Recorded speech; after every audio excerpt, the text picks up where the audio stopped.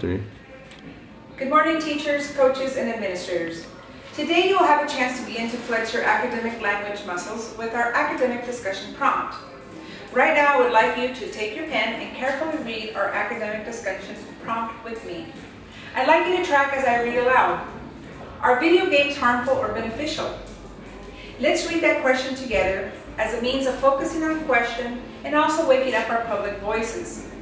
And now I'd like for you to read it like this. Are video games harmful or beneficial? So everyone? Thank you. Beneficial is another way, it's a more academic or formal way to say helpful. So please write down helpful under beneficial. Many people have perspectives that video games are harmful and that they do negative things to teens. There are just as many people who argue that there are many beneficial aspects to video games.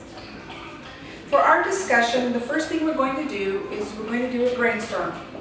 I want to remind you the brainstorm is just to let our brain go freely and we are using everyday language. So let's take a look at what our brainstorm task is. It says briefly to record at least 2 ideas. So you must have 2, you could have more, but 2 is the minimum. You are to list something that is beneficial, which is positive, or harmful, which is negative. I have a couple of ideas from my perspective. Video games keep students from socializing with their friends. So this is harmful. They spend a lot of time by themselves and they don't get to be with their friends. Also from my perspective, video games improve eye and hand coordination. And that is a benefit.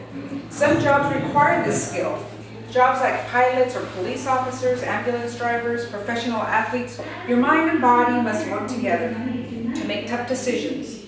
So video games could be a positive. Also video games you can use for learning math. That's beneficial and it makes learning something that's boring, making it really exciting. So right now I'd like for you to jot down one of your ideas. You may use one of my ideas if you would like, or you can start writing. The end.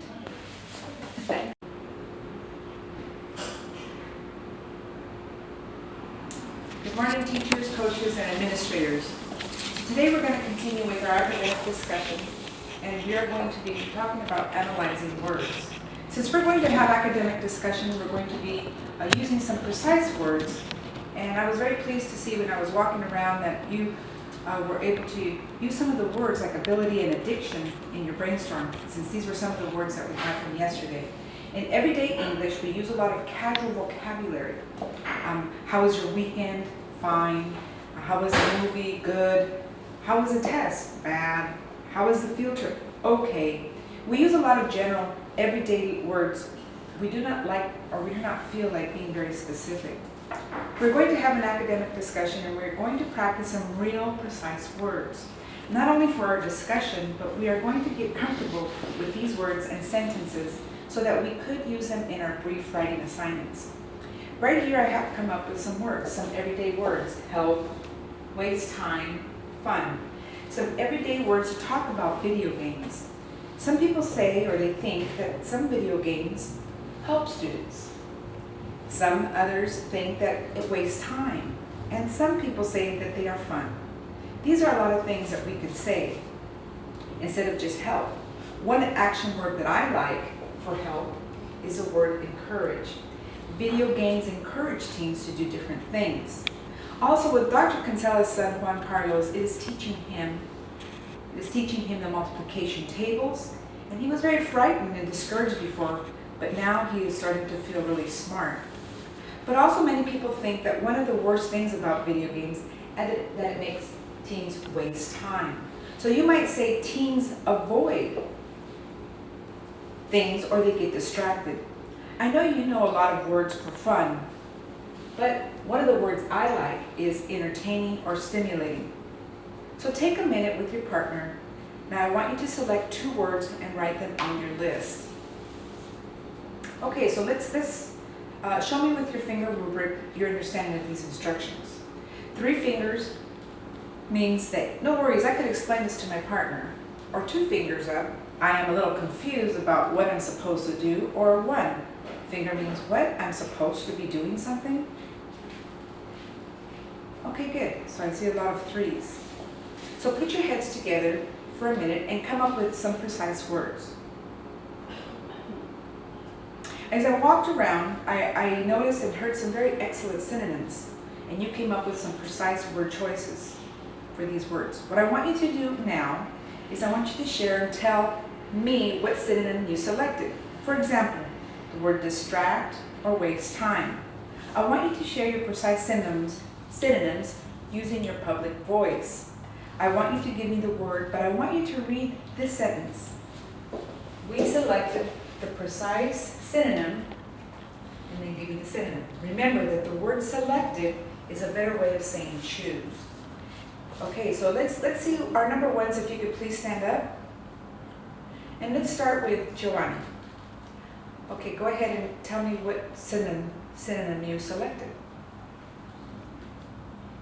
Okay, so now go ahead and let's popcorn to another student. The end. And 3. Now that we brainstorm our ideas with everyday English and have come up with precise words, we are going to use some of these words and ideas to complete some academic sentences.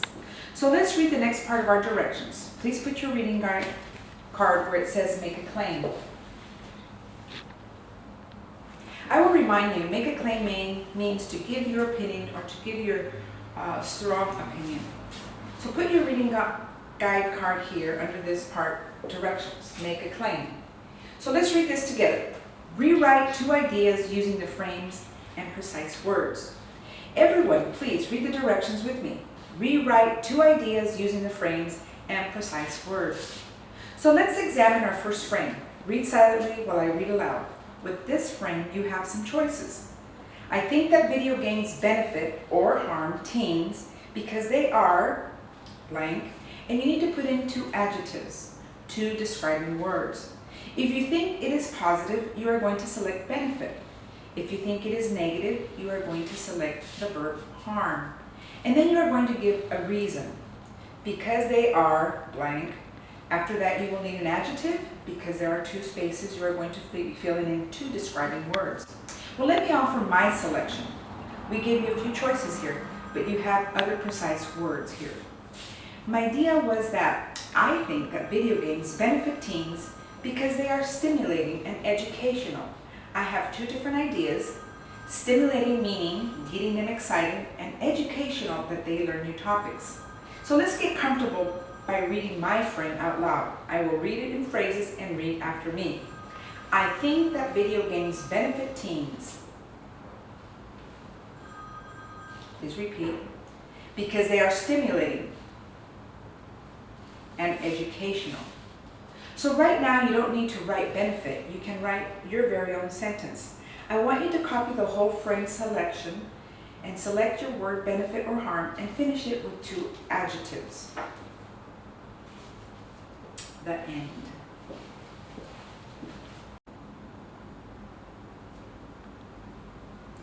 Good morning, teachers, coaches, and administrators. Today we're going to be having an academic discussion, and we're going to be discussing collaborating. In a moment, we're going to have group reporting. So to prepare for reporting, I am going to ask you to share an idea with your partner. If we could please direct our attention down to the bottom of the page where it says collaborate. Right now, I'm going to have you share your idea with your partner. We are going to read it 2 times, but we are going to do something a little different today. Today, I want you to say your partner's idea back to him or her, and you're going to restate. This is an extremely important skill to learn for high school or the workplace. If someone shares an opinion with you or shares a suggestion and they want to make sure you understand it, one way to act responsible, respectful, and to act intelligent, you say, so you think that, and repeat what they say. Instead of saying, say what? What do you mean? So say what they told you. If your partner has it right, you say, yes, that's right. So let's all say it. Yes, that's right. But if you do not have it, they have their own interpretation. You say, but it is not really what you meant. You say, no, not really what I meant, and then you repeat what you meant. Okay, class, so let's repeat this academic frame. So you think that, then you repeat. Yes, that's right. No, not really. What I meant. Okay, so now I'm going to practice with the students.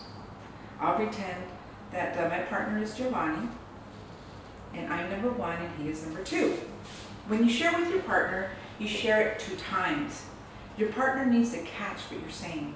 First you read it fluently, with real meaning and intonation, and the second time you read it for expression. This is what I will do. I will read it like this, and I will look at my partner, and I will try to have eye contact. Video games are stimulating and beneficial.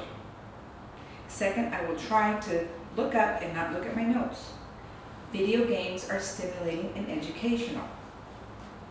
So now the students, you will repeat back to me.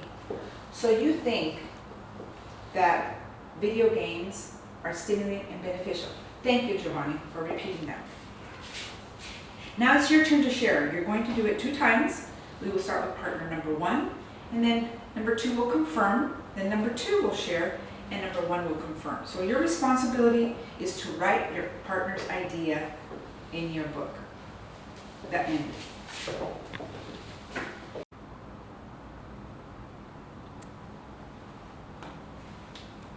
I'm going to be talking about presenting ideas under the academic discussion.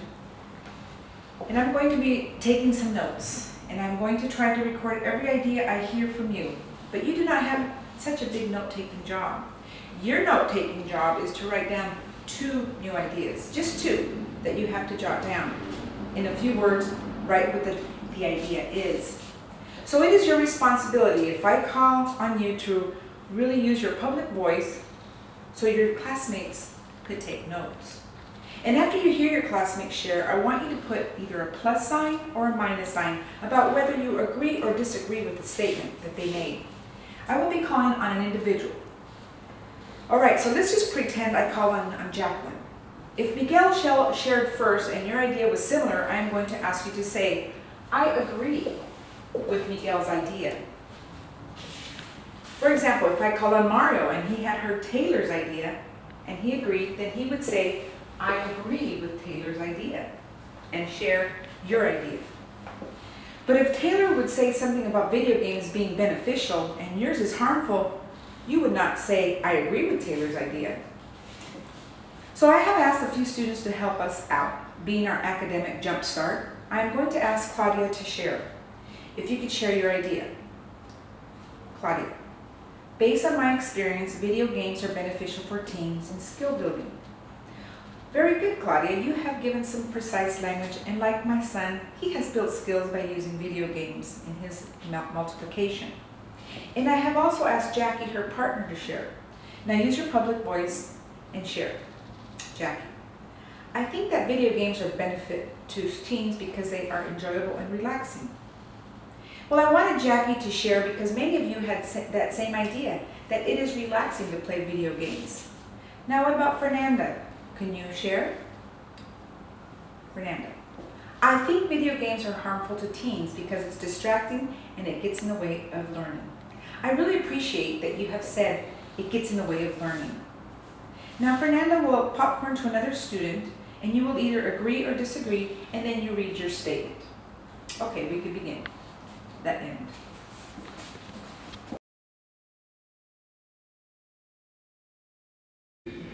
Good morning, teachers, coaches, and administrators. Today you're going to be working with a partner. Now let's review the basics of productive partners. Use these 4 L's. First you're going to look at your partner. Okay, let's everybody try that. Look at your partner. Partners, make sure you give them a nice face. The second thing you're going to do is you're going to lean towards your partner. Okay, could everybody lean towards your partner so that you can hear what they're saying? Okay. And then the third thing is when you're speaking to your partner, you need to lower your voice.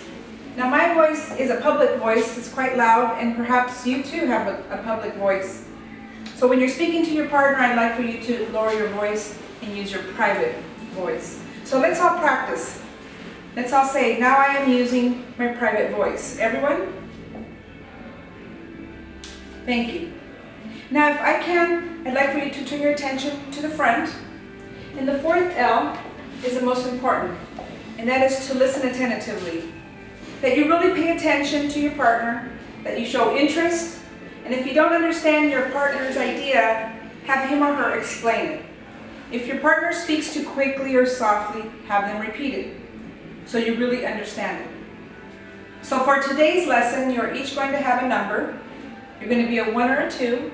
Those that are closer to the door will be a 1, and those closer to the window will be a 2. Now let's determine what number you are going to be. Okay, so now all the 1s raise your hand, and all the 2s raise your hand. The end.